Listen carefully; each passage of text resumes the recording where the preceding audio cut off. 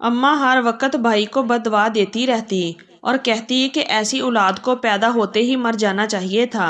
भाई रात को अम्मी के कमरे में जाते थे और कमरे को अंदर से कुंडी लगा के अम्मी के पाँव दबाते थे और जैसे ही बाहर आते अम्मी उनको बददुआ देती रहती।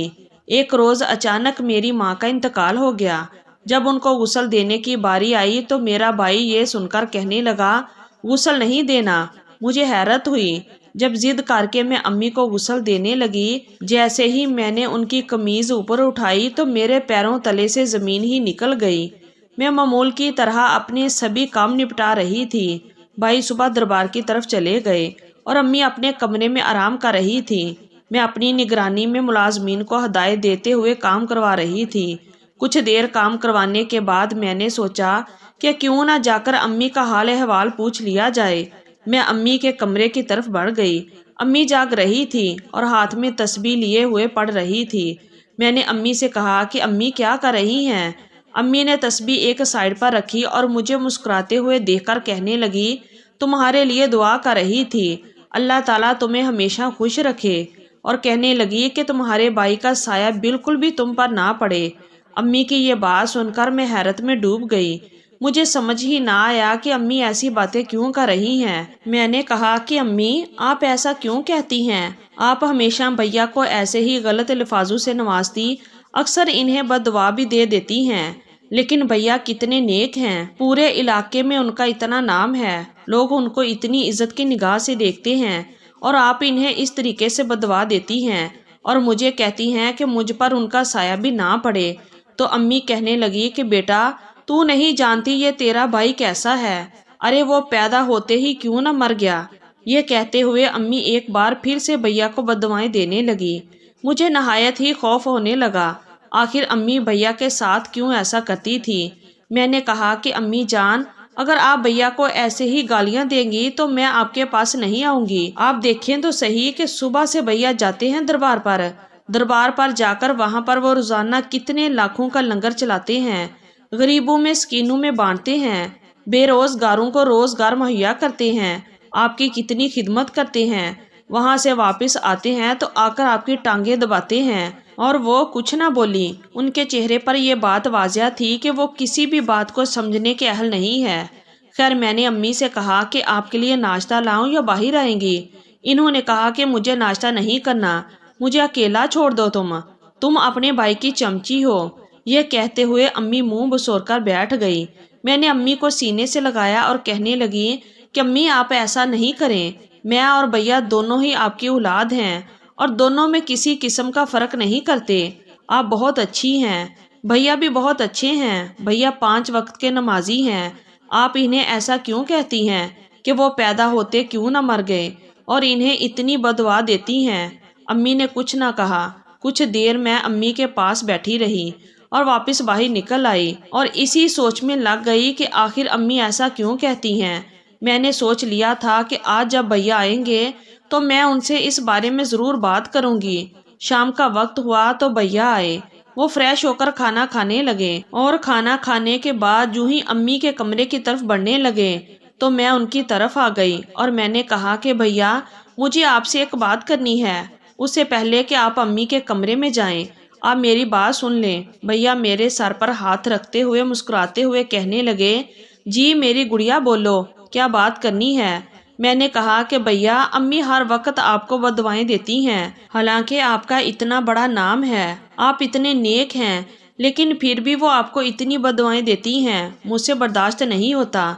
लेकिन ऐसी क्या वजह है कि वो आपको गालियां देती हैं। मेरी बात सुनने के बाद भाई मुस्कुराए और कहने लगे कि बेटा अम्मी अब बूढ़ी हो गई हैं और बूढ़ा होने के बाद इंसान ऐसा ही हो जाता है, इसे किसी चीज़ की कोई समझ नहीं रहती और वो यूं ही कुछ भी बोलता चला जाता है। तुम फिक्र ना करो, वो हमारी अम्मी है। मैं जा रहा हूँ उनके पाँव दबाने के लिए और कोशिश करो कि अब इस कमरे में कोई ना आए और मुझे कोई डिस्टर्ब ना करे। मैं अम्मी की खिदमत करना चाहता हूँ। ये कहते हुए भाई कमरे में चले गए और इन्होंने अंदर से कुंडी लगा ली। वो हमेशा से ही ऐसा करते थे। वो दरबार से आते ही शाम का खाना खाते और अम्मी के कमरे में जाकर कुंडी लगा लेते और कहते कि मैं अम्मी के पाँव दबा रहा हूँ। وہ امی کی اتنی عزت کرتے تھے، ان کا اتنا خیال رکھتے تھے، پھر بھی امی ان سے راضی نہیں ہوتی تھی۔ میں تو کبھی کبھی امی کے ساتھ وقت گزار لیتی تھی، لیکن امی اکثر مجھے دعائیں دیتی نظر آتی تھی اور بھائی کو بد دعائیں دیتی تھی۔ یہی وجہ تھی کہ مجھے اچھا نہ لگتا تھا اور اکثر میں کسی سوچوں میں گم رہتی تھی۔ اگلے روز صبح ایک بار پھر سے بھائی جب دربار کی طرف روانہ ہو گئے تو میں گھر کے معمول کے کام نپٹا کر امی کے کمرے کی طرف آ گئی۔ امی آج سو رہی تھی۔ میں نے امی کو اٹھانا مناسب نہ سمجھا اور واپس اپنے کاموں میں لگ گئی۔ جب دوپہر کا وقت ہوا تو میں ایک بار پھر سے امی کے کمرے کی طرف جانے لگی۔ اب امی اٹھ گئی ہوں گی، لیکن امی ابھی بھی سو رہی تھی۔ مجھے لگا شاید رات ساری جاگتی رہی ہوں گی۔ اکثر رات کو جاگتی ہیں تو پھر صبح سارا دن سوتی رہتی ہیں۔ ان کی طبیعت بھی تو ٹھیک نہیں رہتی تھی، اسی وجہ سے بس سو گئی ہوں گی۔ میں نے امی کو نہ جگایا اور خاموشی سے واپس چلی آئی۔ کافی دیر گزر جانے کے بعد پھر سے مجھے امی کا خیال آیا اور میں ان کے کمرے کی طرف بڑھی۔ وہ ابھی بھی سو رہی تھی۔ اب کی بار میں نے آگے کی طرف ہو کر دیکھا، امی اتنی دیر تک تو نہیں سوتی تھی۔ ایک بار پھر سے شام ہونے لگی اور امی ابھی تک سو رہی تھی۔ میں نے خود کلام کرتے ہوئے آگے بڑھ کر دیکھا تو امی سو رہی تھی۔ میں نے انہیں ہلایا، انہیں آوازیں دی، لیکن امی نے کوئی جواب نہ دیا۔ میں نے امی کو ہلایا تو ان کا ہاتھ چھوٹ کر نیچے چلا گیا۔ یہ دیکھتے ہوئے میرے پیروں تلے سے زمین نکل گئی کہ یہ کیا ہو گیا تھا۔ امی کی طبیعت خراب تھی۔ سارا دن امی اسی طرح پڑی رہی اور میں نے سمجھا کہ وہ سو رہی ہیں۔ میری آنکھوں میں آنسو نکل آئے۔ میں نے ان کے ہاتھ کو ہاتھ لگایا تو ہاتھ ٹھنڈا پڑ رہا تھا۔ میں جلدی سے باہر کی طرف بھاگی۔ بھائی ابھی تک نہیں آئے تھے۔ باہر جانے کی اجازت ہمیں نہیں تھی کیونکہ ہم حویلی میں رہنے والی خواتین تھی۔ باہر جانے کی اجازت نہیں تھی تو بھیا کا نمبر بند تھا۔ میری سمجھ میں کچھ نہیں آ رہا تھا۔ کافی دیر سوچنے کے بعد مجھے یاد آیا کہ ہمارے ایک فیملی ڈاکٹر بھی ہیں جو آ کر ہمارا چیک اپ کرتے رہتے ہیں۔ وہ ہمارے دور کے کزن بھی لگتے تھے۔ میں نے دیکھا موبائل میں ان کا نمبر موجود تھا۔ میں نے جلدی سے نمبر ڈائل کیا اور ان سے کہا کہ امی کی طبیعت بہت خراب ہے، آپ جلدی سے آ جائیں۔ وہ کسی اور مریض کو دیکھنے گئے ہوئے تھے۔ کہنے لگے مجھے 15 منٹ لگیں گے، میں بس ابھی آتا ہوں۔ کچھ دیر گزری تھی۔ میں امی کے ہاتھ پاؤں ہلا رہی تھی، لیکن مجھے کچھ سمجھ نہیں آ رہا تھا کہ یہ کیا ہو گیا ہے۔ امی کا جسم بہت زیادہ ٹھنڈا پڑ گیا تھا۔ ایسی حالت تو ان کی کبھی نہیں ہوئی تھی۔ میری آنکھوں سے آنسو بھی بہہ رہے تھے۔ کچھ دیر بعد ڈاکٹر ہمارے گھر کی دہلیز پر موجود تھے۔ ملازم انہیں امی کے کمرے کی طرف لے کر آ گئے۔ میں امی کے سرہانے بیٹھی تھی۔ میں نے کہا کہ ڈاکٹر صاحب اب جلدی سے بتائیے کہ آخر امی کو کیا ہوا ہے۔ انہیں دیکھیے، چیک اپ کیجیے، یہ آنکھیں کیوں نہیں کھول رہی۔ جو ہی انہوں نے امی کا چیک اپ کیا تو ان کے چہرے کی رنگت اڑ گئی۔ کافی دیر وہ یوں ہی خاموش بیٹھے رہے۔ میں نے کہا کہ بھائی آخر ہوا کیا ہے، کچھ بتاتے کیوں نہیں ہیں؟ تو وہ کہنے لگے کہ مجھے معاف کرنا زہرا، تمہاری امی اب اس دنیا میں نہیں رہی۔ تقریباً 2.5 گھنٹے سے خالہ جان اس دنیا میں نہیں رہی۔ 2 گھنٹے پہلے ہی انتقال ہو چکا ہے۔ ان کی یہ بات سن کر تو میرے پیروں تلے سے زمین ہی نکل گئی۔ میں پھوٹ پھوٹ کر رونے لگی۔ آخر ایسا کیسے ہو سکتا تھا؟ میری امی مجھے چھوڑ کر کیسے جا سکتی تھی؟ رات میں تو وہ اچھی بھلی تھی، لیکن جو ہونا تھا وہ تو ہو گزرا۔ میں وہیں امی کے سرہانے بیٹھے پھوٹ پھوٹ کر رونے لگی۔ میری آنکھوں سے آنسو بے تحاشا بہہ رہے تھے اور میرے دل میں درد اٹھ رہا تھا۔ امی کے چلے جانے کا غم بہت بڑا تھا۔ میرا تو واحد امی سہارا تھی۔ کچھ دیر بعد حویلی میں شور اٹھا اور بھیا گھر آ چکے تھے۔ امی کے بارے میں اطلاع ہو چکی تھی۔ ساری حویلی میں ایک سوگوار سا احساس ہو رہا تھا۔ سبھی لوگ بہت غمگین تھے۔ امی کا چلے جانا ملازمین سمیت ہم گھر کے سبھی افراد کو بہت غمگین کر گیا تھا۔ بھیا بھاگتے ہوئے امی کے کمرے میں آئے، جہاں میں ان کے سرہانے بیٹھی آنسو بہا رہی تھی۔ بھیا کے آتے ہی میں بھیا سے بھاگ کر ان کے سینے سے لگ گئی اور پھوٹ پھوٹ کر رونے لگی۔ میں نے کہا کہ بھیا امی اس دنیا میں نہیں رہی، امی چلی گئی ہیں۔ یہ سن کر بھیا وہاں بیٹھتے چلے گئے اور رونے لگے، امی کو جھنجھوڑنے لگے، لیکن امی نہ اٹھی۔ میں بھی رو رو کر ہلکان ہو گئی تھی۔ کافی دیر یوں ہی ہم دونوں روتے رہے اور پھر ایک دم سے بھیا اٹھے اور کہنے لگے کہ مجھے امی کو دفن کرنا ہے۔ یہ کہتے ہوئے انہوں نے ملازم کو قبر کھودنے کا کہا اور کہنے لگے کہ ہمیں امی کو دفن کرنا ہے۔ میں نے کہا کہ بھیا امی کو دفن کرنا ہے اور اسی لیے ہمیں امی کو غسل بھی دینا ہوگا۔ آپ کسی غسل دینے والی کا بندوبست کر دیں تاکہ میں اس کے ساتھ مل کر امی کو غسل دے سکوں۔ میری یہ بات سنتے ہی بھیا نے فوراً سے انکار کر دیا اور کہنے لگے کہ نہیں، امی کو غسل نہیں دینا، ہمیں غسل کے بغیر ہی امی کو دفنانا ہوگا۔ میرے تو پیروں تلے سے زمین ہی نکل گئی کہ آخر ایسا کیسے ہو سکتا ہے کہ مسلمان ہو اور اسے ایسے دفن کر دیا جائے؟ یہ ٹھیک تو نہیں ہے۔ غسل ہر میت کا حق ہوتا ہے اور غسل کے بغیر میت کو دفنانا بہت بڑا جرم ہوتا ہے۔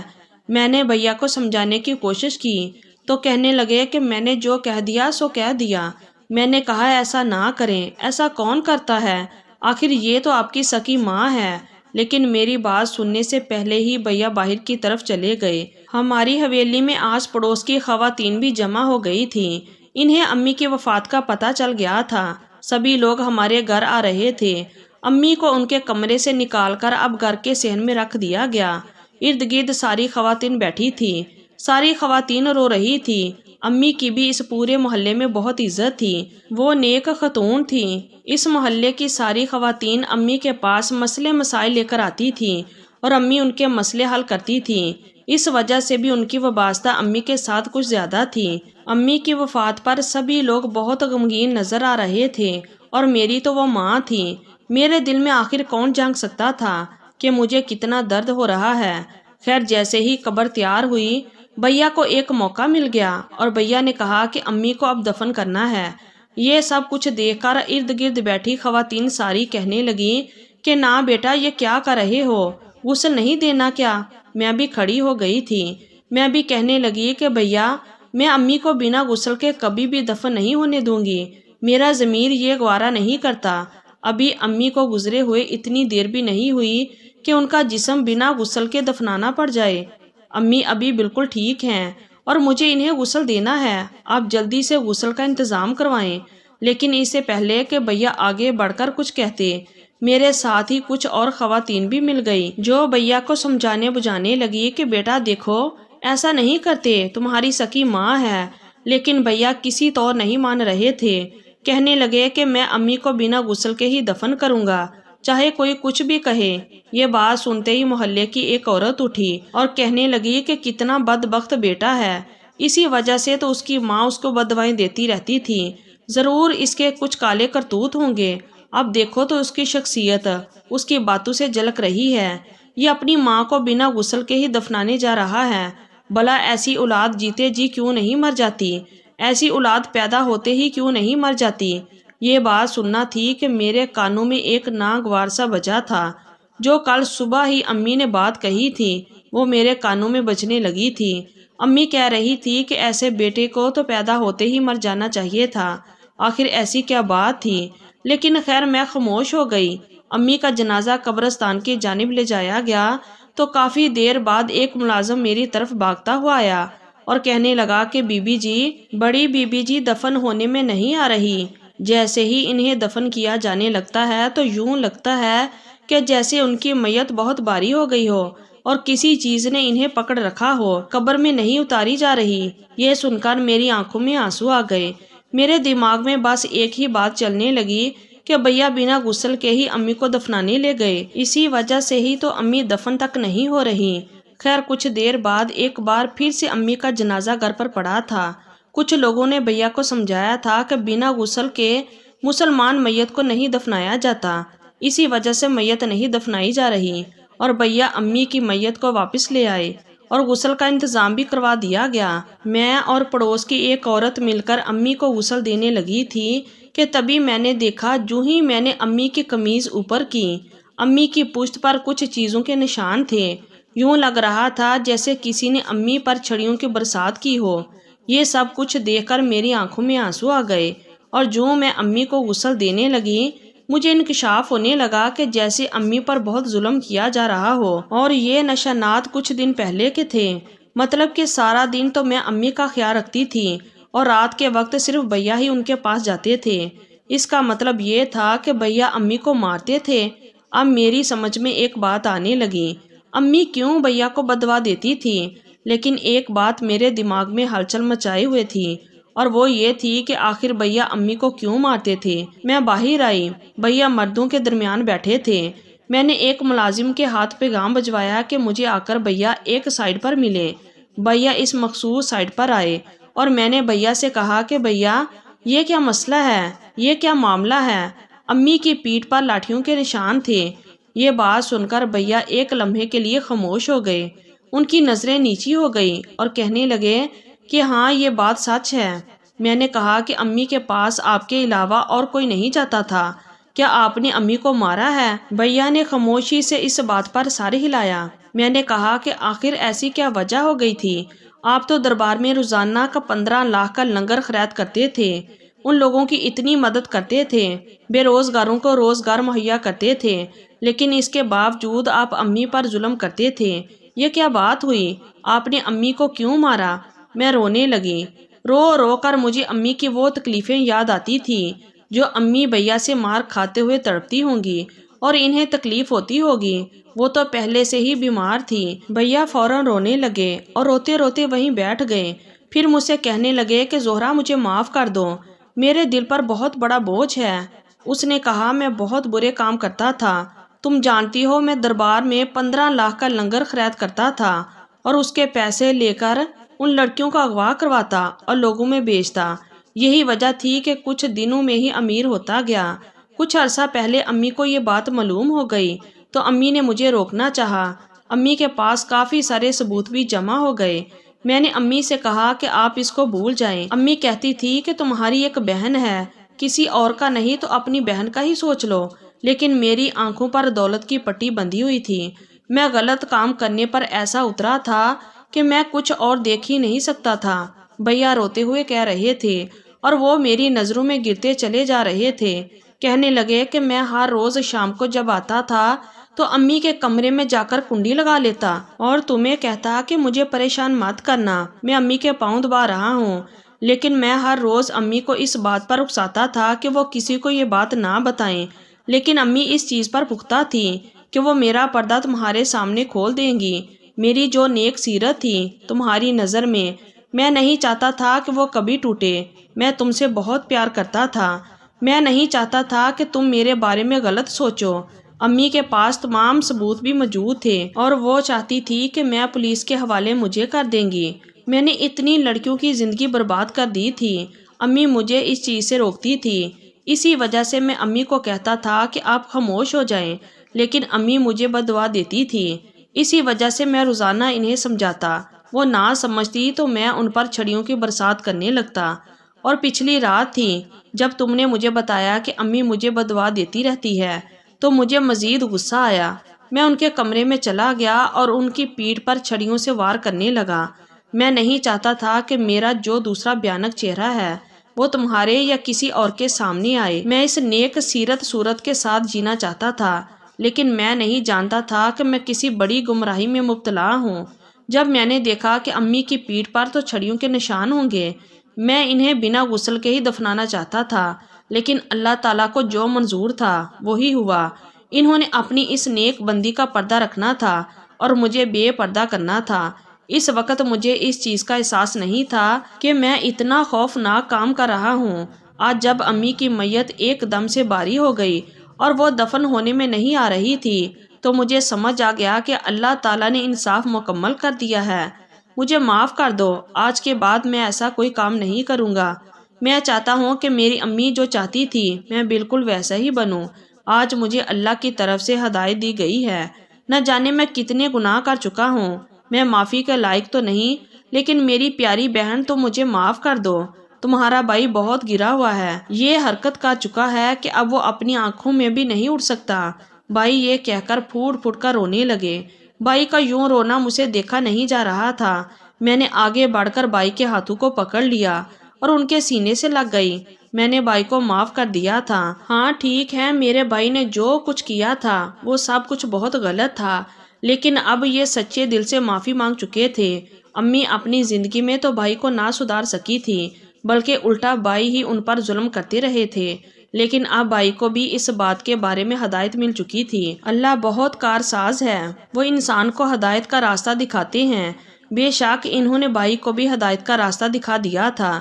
بھائی نے مجھ سے وعدہ کیا کہ آج کے بعد میں کسی بھی عورت کی طرف آنکھ اٹھا کر نہیں دیکھوں گا اور نہ ہی ان کا سودا کریں گے، بلکہ اب اللہ کی رضا کے لیے اور امی کے ساتھ ایصال ثواب کے لیے ہی دربار پر لنگر تقسیم کیا کریں گے اور لوگوں کی مدد کیا کریں گے۔ جو ہونا تھا ہو گیا تھا۔ میں ایک بار پھر سے اٹھی اور اس عورت کے ساتھ مل کر امی کو غسل دینے لگی۔ غسل کے بعد جب ہم نے امی کو کفن پہنایا تو ایک ٹھنڈی ہوا ہمیں چلتی ہوئی محسوس ہوئی۔ یہ خوشبودار ٹھنڈی ہوا تھی۔ مجھے یقین ہو گیا کہ امی مکمل طور پر جنتی عورت تھی۔ امی بھائی کو بد دعا ایسے ہی نہیں دیتی تھی، وہ انہیں سدھارنے کے لیے دیتی تھی، ورنہ ایسی کون سی ماں ہوتی ہے جو اپنی اولاد کو بد دعا دے۔ جب وہ بہت زیادہ دل برداشتہ ہو جاتی تھی کہ اس کو مر جانا چاہیے، اور میرے خیال سے امی بالکل ٹھیک کہتی تھی، لیکن اب بھائی بالکل بدل چکے تھے۔ امی کی تدفین کے بعد جب بھائی گھر واپس آئے تو روتے ہوئے کہنے لگے کہ امی ایک جنتی عورت تھی، تمہیں پتہ ہے امی کی قبر سے بہت پیاری خوشبو آ رہی تھی، ٹھنڈی ٹھنڈی ہوائیں چلنے لگی تھی اور خوشبودار ہوائیں چلنے لگی تھی۔ امی جاتے جاتے مجھے ہدایت کا راستہ دکھا گئی تھی۔ پہلے تو میں بالکل سنگ دل بنا امی کو بنا غسل کے ہی دفنانے جا رہا تھا، لیکن جیسے ہی میں نے امی کی میت کو اٹھا کر قبر میں رکھنے لگا تو میرے دل کو ایک دم سے کچھ ہوا تھا اور میت ایک دم سے بھاری ہو گئی تھی۔ میت کسی پاؤں نہیں اٹھ رہی تھی۔ پھر جب ہم نے بات کی کہ میت کو غسل دینے کے لیے گھر لے جایا جائے، تبھی ایک دم سے امی کی چارپائی بالکل ہلکی ہو گئی۔ اس بات نے مجھے جھنجھوڑ کر رکھ دیا تھا اور مجھے یقین ہو گیا تھا کہ اللہ پاک کی ذات بہت کامل ہے، وہ ہر چیز پر قدرت رکھتی ہے، اور میں نے ہدایت کا راستہ پا لیا تھا۔ بھائی نے جن جن لڑکیوں کی عزت خراب کی تھی انہیں ایک بار پھر سے ڈھونڈا اور ان سب سے معافی مانگی اور ان سب کو کفارے کے طور پر رقم بھی دی۔ یہ سب کچھ دیکھ کر آج میں بہت خوش ہوں۔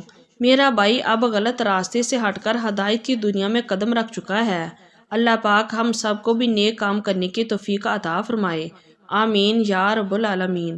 اگر آپ کو آج کا یہ واقعہ پسند آیا ہو تو ہمارے چینل کو سبسکرائب کریں، ویڈیو کو لائک کریں اور شیئر ضرور کریں، اور کمنٹ باکس میں اپنی رائے کا اظہار ضرور کریں۔ شکریہ، اللہ حافظ۔